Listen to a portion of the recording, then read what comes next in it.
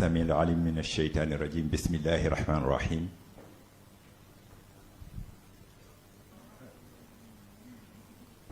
Éminence Serigne Cheikh Ahmed Tidiane Sy, représentant le Khalife général des Tidianes, chers journalistes, chers membres du comité d'organisation au service du Khalife général des Tidianes, ici représenté par le président Mame Ousmane Samb, chers membres et confrères de la Zawiya Tijaniya. Vous me permettrez de faire une déclaration liminaire comme c'est de tradition dans les conférences de presse pour délivrer le message du Khalife général des Tidianes, Serigne Babacar Sy Mansour, qu'Allah le soutienne dans son magistère en lui accordant une bonne santé, une longévité. Je ferai cette déclaration liminaire en français pour permettre aux organes de presse venus répondre à l'invitation du Khalife général des Tidianes, Serigne Babacar Sy Mansour, de pouvoir évidemment décliner dans la langue française la quintessence des messages qui ont été délivrés par son éminence Serigne Cheikh Ahmed Tidiane ainsi que Serigne Mohamedou Habib Ibn Mansour ainsi que Serigne Moustapha Sy Al Amin. Je voudrais, au nom du Khalife général des Tidianes, Serigne Babacar Sy Mansour, que Dieu soutienne son magistère et lui prête santé et longévité, vous souhaitez la bienvenue en terre tivaouanoise. L'exercice qui nous réunit ce matin, ou cet après-midi, est un classique de la célébration de la naissance du prophète Mohammed, sallallahu alayhi wa sallam, puisqu'il nous permet de délivrer le message du Khalife dont l'autorité est incarnée ici par Serigne Cheikh Ahmed Tidiane Sy, en qui nous placerons toute notre déférence. Comme à l'habitude, depuis plusieurs générations, depuis Maulana Cheikh Al-Hajj Malick Sy, radiyallahu anhu, le Mawlid qui aura lieu dans la nuit du 15 ou du 16 septembre sera donc axé sur la reproduction du modèle prophétique tel qu'il nous exhorte dans sa Nouniya, consacré au prophète, wa mawliduhu bihi sharafun wa khirun fa fi ta'zimi inja ash-shujuni. C'est pour actualiser en nous cette reproduction du modèle prophétique que Serigne Babacar Sy Mansour a demandé au comité d'organisation, comme Serigne Moustapha a eu à nous le rappeler, de s'inspirer pour le thème de cette année du hadith du prophète Mohammed sallallahu alayhi wa sallam, où il déclarait « Innama bu'istu li utammima makarim al-akhlaqi ». J'ai été envoyé pour parfaire les nobles valeurs. C'est donc autour de cette thématique que toute la programmation du Mawlid sera axée dans sa dimension spirituelle, scientifique et culturelle. Ce thème vient à son heure dans une société humaine désincarnée, dominée par les passions et les pulsions, où le substrat moral du vicariat de Dieu sur terre est relégué au second plan, s'il n'est pas tout simplement annihilé, et l'on ne peut manquer de se rappeler ce fameux vers du Khilasu Zahab où Cheikh Al-Hajj Malick Sy nous annonçait, comme pour le déplorer, la descente tardive de l'ange Djabraïl après la révélation pour venir extirper de la terre 10 valeurs. Ces 10 valeurs sont la bénédiction, l'amour, la compassion, la justice, la patience, l'ascétisme, la générosité, le Coran et la foi. À travers ce thème, le Khalife veut nous rappeler nos responsabilités pour que l'éducation aux valeurs telles qu'incarnées par le message de l'islam soit réaffirmée, rappelée sans cesse, car la répétition est pédagogique et nous ne voulons pas la dissolution de notre société. L'édition de cette année sera marquée par la délivrance de messages très forts émanant du Khalife à l'adresse de la Oumma islamique du Sénégal et d'ailleurs sur l'état de notre religion, celui du monde avec les multiples convulsions qui le secouent, mais également celui de notre nation sénégalaise dans ce qu'elle sécrète d'antivaleurs et de tares dissolvantes. Ce sera aussi une occasion inédite de conseils et d'exhortations aux gouvernants dans un contexte de crise de valeurs sans précédent qui interpelle notre conscience, notre modèle éducatif à la base ou tout simplement notre humanité. Nous ne nous attarderons pas sur le contenu des programmes d'animation puisque le dossier de presse qui vous a été distribué contient tout ce qui doit vous intéresser pour traiter l'information comme vous le souhaitez. Nous l'évoquerons brièvement pour permettre à ceux qui nous regardent ou nous écoutent d'en connaître la quintessence. Comme vous le savez, le Gamou a toujours été, depuis ses origines, un espace-temps de bouillonnement spirituel, intellectuel et culturel. Raison pour laquelle les activités suivantes sont proposées. D'abord, un forum sur le thème « Le modèle prophétique dans la construction d'une cité vertueuse » dont les thèmes de référence sont insérés dans le dossier de presse qui vous est remis. Il sera animé par d'éminents experts et universitaires de diverses origines, de membres de la société civile autour des questions de gouvernance vertueuse, d'éthique économique, de citoyenneté responsable, de solidarité et de partage, mais aussi de la préservation de notre vivre ensemble. Ce sera l'occasion pour présenter au public le livre collectif sur Cheikh Al-Hajj Malik Sy radiyallahu anhu, réalisé par des universitaires sous la conduite du professeur Abdou Salam Fall. Un livre qui sera présenté au public, mais dont la préface a été rédigée par notre référence Serigne El-Hajj Malik Sy Maodo. Évidemment, un livre très attendu sur lequel des universitaires ont eu à travailler sur l'œuvre majeure de Cheikh Al-Hajj Malik Sy radiyallahu anhu. Donc ce forum se tiendra donc le 14 septembre, comme nous l'avons indiqué, évidemment dans la soirée, parce que ce jour coïncidera avec la remise des clés de la grande mosquée dont doit s'acquitter Jama'atul Nour As-Sunniya pour remettre les clés de la grande mosquée au maître d'œuvre, le maître d'ouvrage qui est le Khalife général des Tidjanes, Serigne Babacar Sy Mansour. Au-delà de ce forum, il y aura également un hackathon.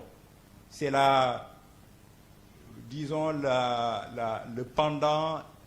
innovatif et innovant plutôt du Maoulid, visant un peu à convoquer l'innovation technologique et encourager la créativité digitale pour le mettre au service de la religion. Donc un hackathon qui se passera les 7 et 8 septembre, où des centaines de jeunes seront regroupés à Tivaouane et où ils auront l'occasion justement de montrer tout leur talent en mettant à la disposition de la communauté des outils digitaux dans des domaines divers comme le domaine de l'éducation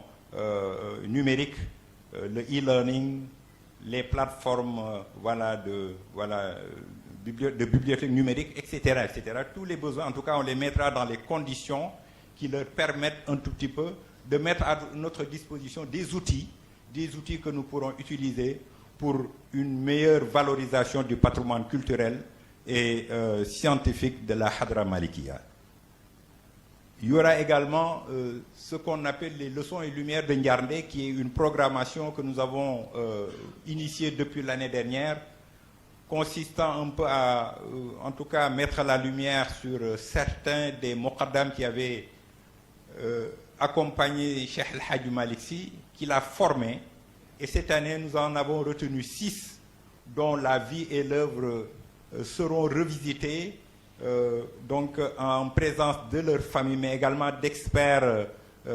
ayant une bonne connaissance de leur, voilà, de leur parcours et de leur chemin de vie.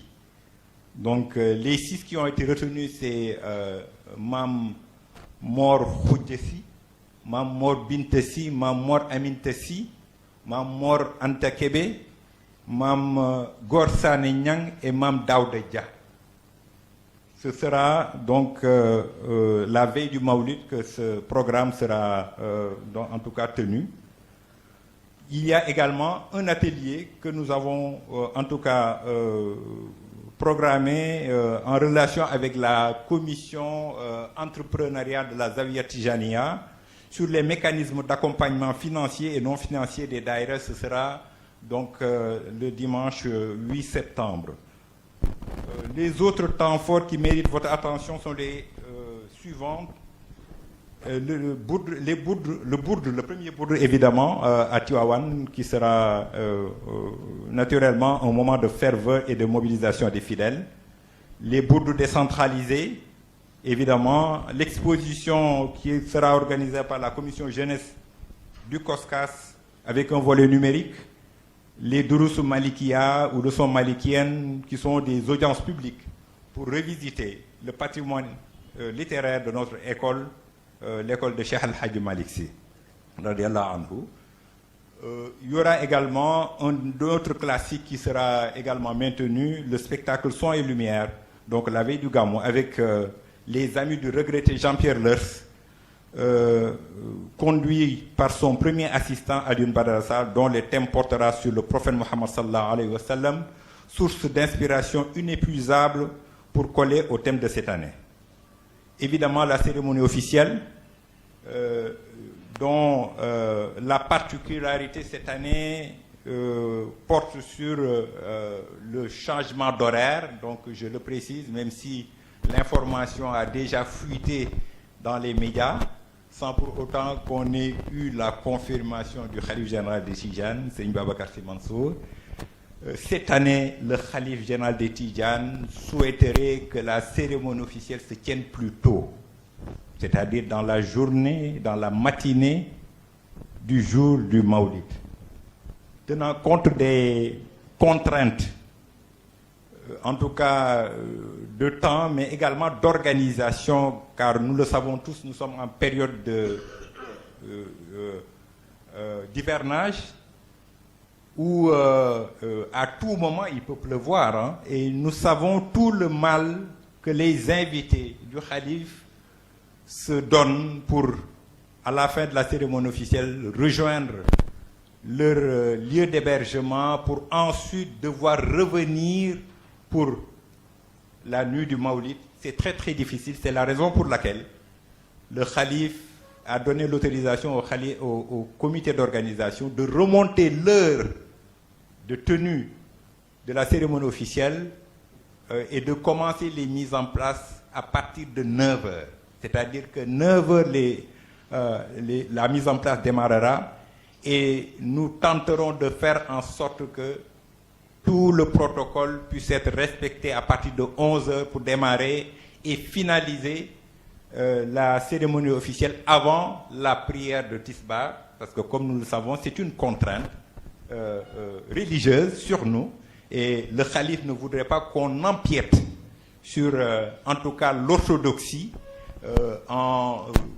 suspendant la cérémonie ou bien voilà, de devoir le continuer alors que notre responsabilité culturelle en tout cas, nous amène à procéder à la prière. Donc voilà un peu la nouveauté de cette année et nous profitons de votre présence pour lancer les messages à tous ceux qui devraient y participer, de prendre toutes leurs dispositions pour pouvoir, en tout cas, regagner Tivaouane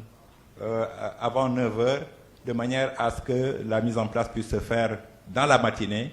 et la cérémonie officielle se dérouler donc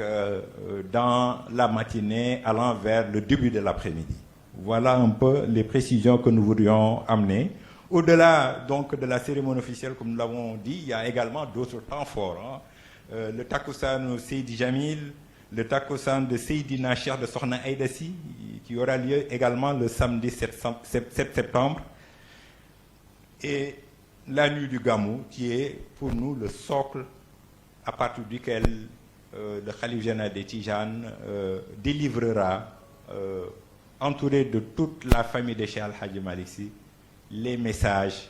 tels que Seydina Hadji Malick Sy radiyallahu anhu avait l'habitude de le faire, suivi en cela par ses successeurs, Serigne Babacar Sy, El Hadji Mansour Sy, El Hadji Abdoul Aziz Sy et tous ceux qui sont venus après eux. C'est cette tradition-là qui sera maintenue donc la nuit du Gamou. Nous aimerions également échanger avec vous sur la partie qui vous concerne en tant que journaliste, parce que nous vous considérons comme des partenaires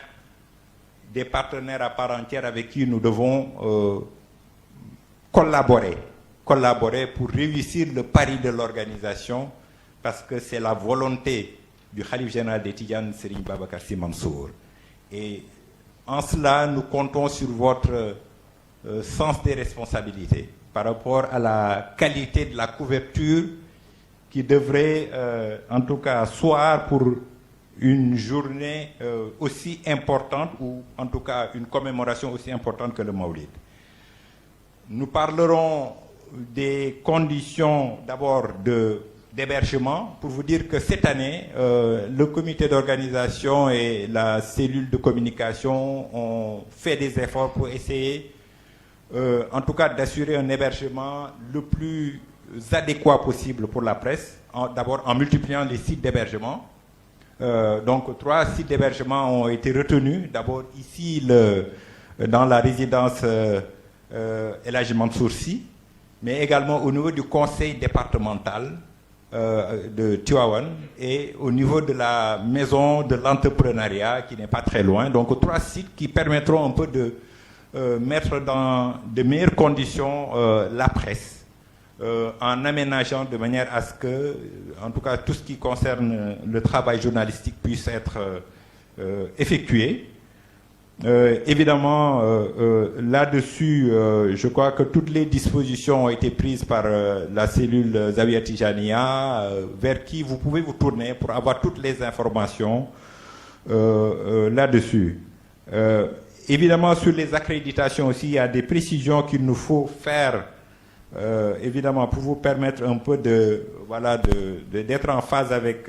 donc, la cellule de communication. D'abord,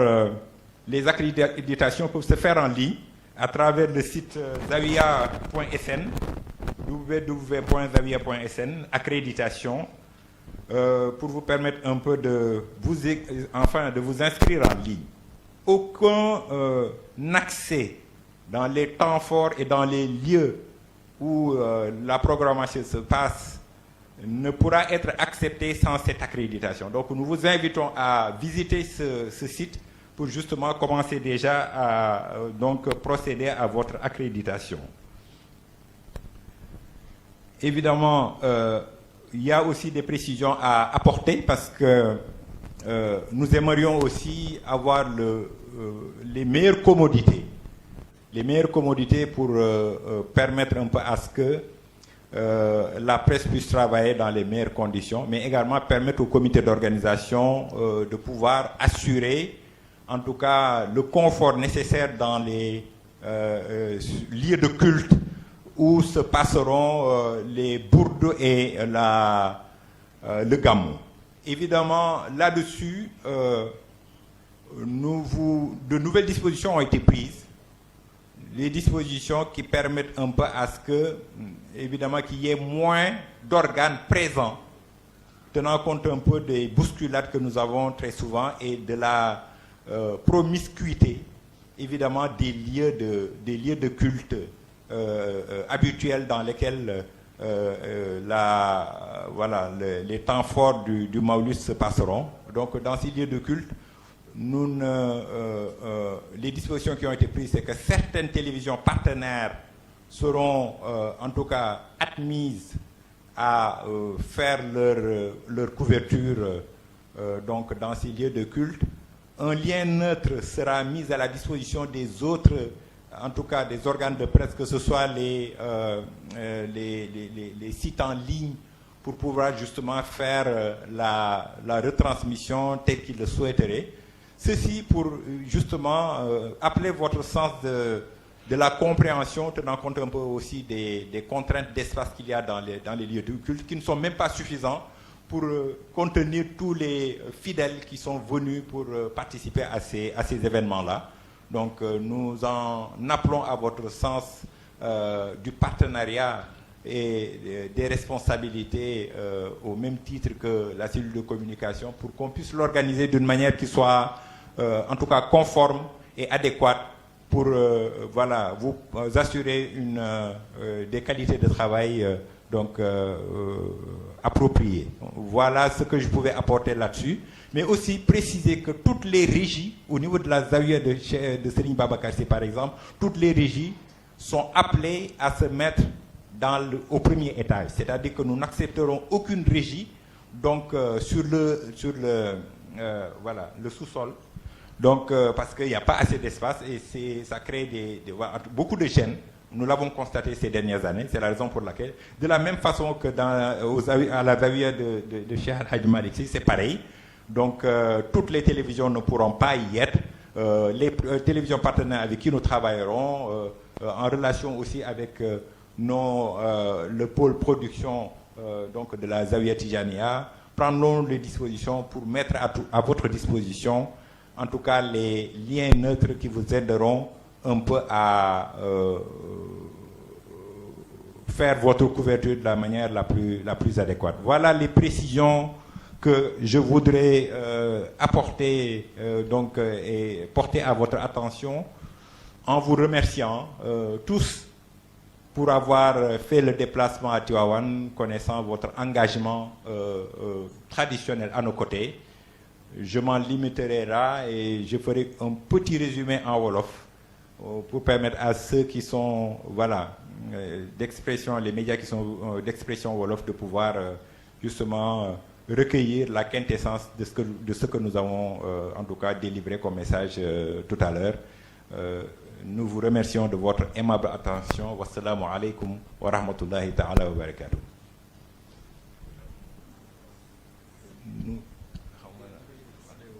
nu tënku ko rek ci xam naa ne lu dul yàgg loolu ci wolof tuuti di nuyu suñu bokk journaliste yi nga xamante ni ñëw nañu teew ci woote bii di woote yàlla, di woote Cheikh El Hadj Malick Sy radiyallahu anhu, di woote ki nga xamante ni moo ko fi teewal di mottali mission bi nga xamante ni moo tegu ci kawam, mu di al xalifa Serigne Babacar Sy Mansour, di ñaan yàlla dolli ko wér, dolli ko jàmm, mottalil ko ay yéeneem ak i mébétam ci kanamu njabootu Cheikh El Hadj Malick Sy radiyallahu anhu yépp, di ca tudd ñaar ñu yóbbaale ñi ci des ñépp, mu di suñu bàyyi El Hadj Malick Sy Maodo, na yàlla dëgëral ko te sàmm ko, dolli ko wér. di ci tudd suñu bàyyi Serigne Babacar Sy Abdoul Aziz, yàlla moom it dolli ko wér, dolli ko sutura, dolli bàyyi leen ci sunu kanam ba ñu yàgg noo gunge. di ca teg suñu bàyyi yu tedd yi Serigne Cheikh Ahmed Tidiane Sy mi nga xamante ni moo ko fi teewal tey, mu yóbbaale rakkam yu tedd yi nga xamante ni ñoom la seqal Cheikh El Hadj Malick Sy. di nuyu Serigne Habib Mansour ak Serigne Moustapha Sy Al Amin ak njabootu Cheikh El Hadji Malick yi fi teew yépp ñu ngi ciy tudd Serigne Maam Omar Ndiaye Serigne Moulay Diop Serigne Hassan Sy waaye di beral nuyoo ki nga xamante ni moo nu dalal tey mu di Haj Demba Diop Sy sama patron laa koy woowee ndax moo may jox ay instruction ci ni ñuy doxalee gàmm gi waaye di nuyit suñu ndijaay di ko jox wàccuwaayam Serigne Moustapha Sy ibnul Khalifa tabarakallahu dëgg yàlla lii nuy def yépp nag moom moo nu ko sant ndax mooy ndijaay gi di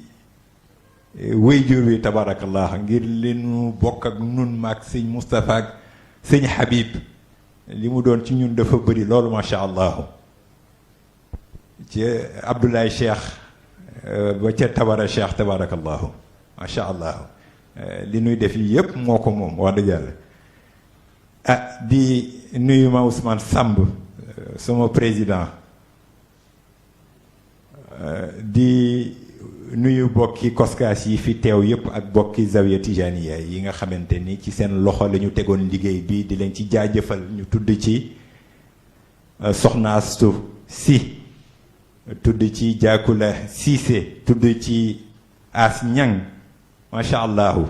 ak ñu bokk yu tedd yi ñu ko àndal yépp nag bàyyiwuñu kenn Abdoul Aziz Lo Abdou Mané Seydou Nourou macha allah ñoom ñëpp tabarakallah di ñu liggéey Bachir ku lim juum ñoom ñëpp tabarakallah leen waroon ci seen kër maam ak ci bis bi def nañu la ca war macha allah ñu sant leen ci ni ñu ko waxee rek ci tënk programme bi nga xamante ni tudd nañu ko léegi duñ ci dellu siwaat ndax yéen a ngi yor dossier de presse bi waaye ñu fàttali rek disposition yi nga xamante ni war nañ ko taxawal jëmale ci couverture gàmmu gi nga xam ni ñun dañu jàpp ni ñoo yéen ñoo ko seq ay partenaire lañu ci bu rafetee rek yàlla ak suñu partenariat ak suñu collaboration lay rafete kon nag dañu xam poids bi ngeen ci am moo tax ñu woote bi ndax dana dégg suñu wayjur wu tedd wa Sëriñ Mansour borom daara ji yal na yàlla yokk ko leer mu na wax ni gàmmu nee na ñett a ko yor nee na bu rajo ya nangoo nee na làmp ya leer reer ya doy nee na gàmmu ga neex na tabarakallahu te nag rajo yu nangu mooy lii ngeen di liggéey ànd koog ñun macha allahu daa iman mu doore woon ca ba nga xamante ni Sénégal benn média rek a fi amoon mu di RTS ay léegi média yaatu na tabarakallahu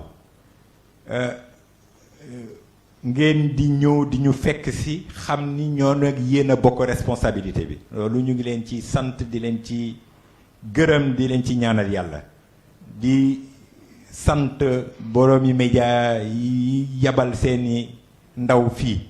ak ndaw yi nga xamante ni ñoom la ñu fi yabal di leen ñaanal seen organes yooyu lépp luñ ca yéene ci yëkkatiku yàlla na leen ko yàlla defal ci barke yonte bi sallallahu alayhi wa sallam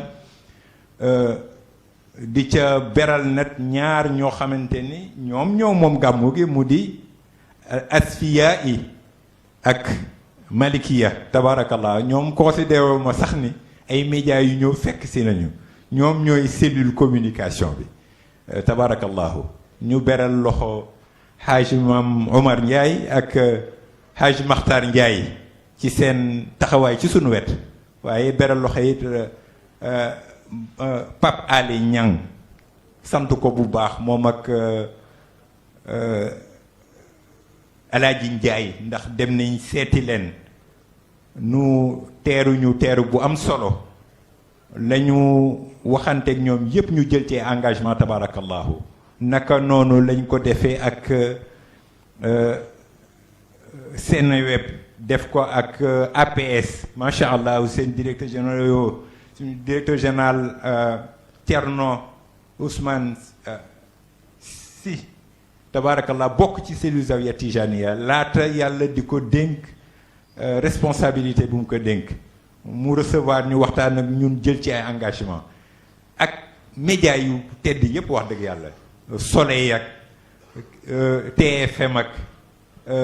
ITV 7TV ku ci nekk ci ñoom jël nga bis bi def ko muy sa bisu bopp tabaarakallahu ci la ñu jot a am ak ñoom ci ay échange ñuy ñaan yàlla yal na yàlla dëgëral leen te sàmmal leen seeni organe ba lépp lu ñu ci yéene mébét ko ci yàlla defal leen ko ci tabaarakallahu nu rek dellu si ci information yi ñu leen jox ci wàllu liggéey bi moo di wàllu hébergement bi wax nañ ko ni ren def nañu ay effort ngir fexe ba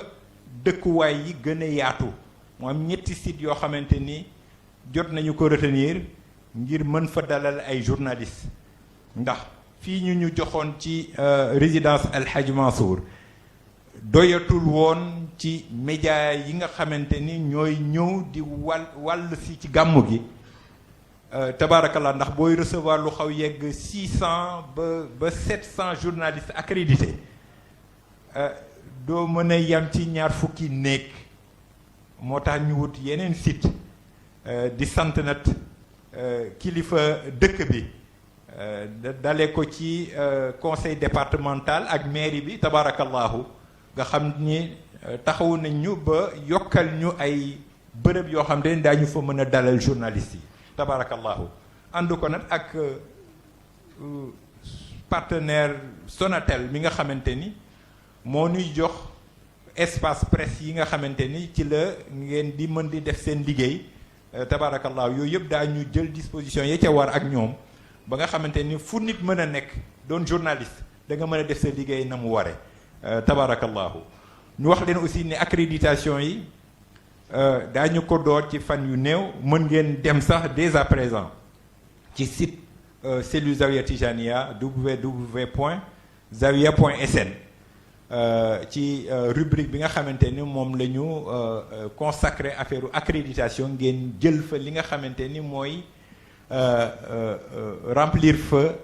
fiche d'accréditation yi su ko defee daañu mën a permettre ñu xam ñi ñëw mën a def prévision yi war ba nga xamante ni la ca war ci ñoom daañu ko mën a mottali kon nag ñu di leen ci woo ngeen def ko ndax ci ni ñu organiser képp ku bëgg accéder ci temps fort yi ak ci bërëb yi nga xamante ne fa la liggéey yi di amee dana jaadu nga accrédité sinon comité d'organisation bi ak cellule communication daañu am jafe-jafe ci mën la jàllale kon nag ngeen def liggéey boobu rek ngir jàppaleenu ko dem accrédité wu du yàq dara te du leen jëlal temps dana permettre liggéey bi gën a jaar yoon bu dee ci wàllu couverture yi wax nañu ko moo di am na disposition yoo xamante ni jël nañu ko ci bërëb yi nga xamante ni mooy bërëb yu tedd yi liggéey yi di amee ak waxtaan yi mu jëm ci zawaaya yi nu wax ni xat-xat ya ci am tax na ba li ñu gis ci at yi passé moo di jafe-jafe daan na am ci mise en place yi ren nag disposition yi ñu jël moo di daañu fexe ba am na yenn ci télévision partenaires yoo xam te ni daañu leen permettre ñu nekk ci espace yooyu waaye ñu fexe ba assuré wu ni dana am ay liens neutres yoo xamante ni ku ko soxla di nga ko mën a jël pour def sa ay diffusion loolu daf ñuy yombala liggéey bi te du yàq dara ci yéen li nga xamante ni moom ngeen war a def ci doon ay relais ci information yi loolu nag dañ ciy woo seen ànd ak ñun ngir xam ni rek condition wu liggéey bi moo ko laaj ñu war fexe ba tabaarakallahu ku nekk jàppale sa morom rek ba liggéey yi jaar yoon wi mu war a jaar macha allahu mu mel ni dootuñu accepter régie yi di nekk ci biir jumaa yi la ñu ci jàpp moo di bépp régie bu dee Zawiya Serigne Babacar Sy régie yi dañu leen di ñaan ñu nekk au premier étage du ñu accepter benn régie boo xamante ni dafay nekk ci sous-sol bi ndax sous-sol bi dañ ko bëgg a consacrer ñi nga xamante ni dañuy defi kilomètres yi kilomètres ngir ñëw fekke si li nga xamante ni mooy gàmmu gi te bu xatee ni mu daan xatee dana am ñoo xamante ni xëy na du ñu mën a yegsi ci biir jumaa yi kazalika noonu lañu ko jàppe aussi ci zawiya Cheikh El Hadji Malick ñu may ñu daal di jël lien neutre yi nga xamante ni cellule bi dana ko mettre ci disposition médias yi ngir mën a yaatal bërëb yi nga xamante ni fa la loola di amee loolu mooy ndénkaan yi nga xamante ni bëggoon nañu ko indi dégtal leen ko di leen sant yéen ñëpp ci seen teewaay di ñaan yàlla defal ñu tawfiq sëriñ bi ngeen ñaan ko ba le sëriñ Abdoul Aziz Al Amin daan wax ñu am gàmmu gu nice yàlla nañu ko yàlla may